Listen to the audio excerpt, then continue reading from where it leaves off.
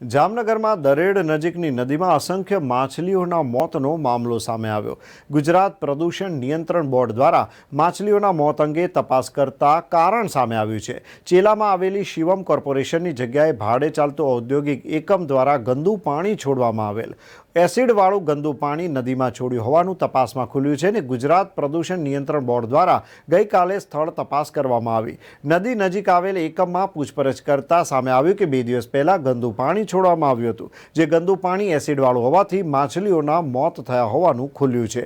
ઔદ્યોગિક એકમ સામે દંડાત્મક કાર્યવાહી કરવામાં આવશે અને એની સાથે વીજ કનેક્શન કાપવાની પણ કાર્યવાહી કરવામાં આવશે। ગુજરાત પ્રદૂષણ નિયંત્રણ બોર્ડ દ્વારા નિયમો અનુસાર કડક કાર્યવાહી કરવામાં આવવાની છે।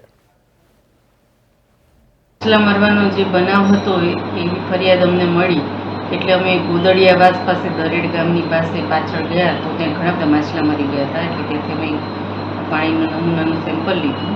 પછી અમે કીધું કે આની આગળ અપસ્ટ્રીમમાં શું છે એટલે અમે રંગમતી ચેક ડેમમાં ગયા તો ત્યાં તો પાણી ચોખ્ખું હતું અને એમાં કોઈ માછલા મરેલા જોવા નહોતા મળ્યા।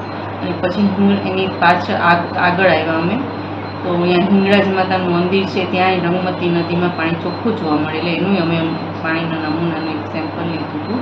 અને પછી અમને એમ થયું કે અહીંયા રંગમતી નદીની કિનારે કિનારે હું અને મારી ટીમ છે ચાલતા અમે સર્વે કર્યો કે એવું કયું કારણ છે કે જેના કારણે આ માછલાઓ મરી ગયા છે। એટલે અમે જે સર્વે કરતા હતા એમાં જાડી ઝાખરાની વચ્ચે એક શિવમ કોર્પોરેશન નામનું એક સ્ટોન ક્રશર છે જે હાલમાં બંધ છે।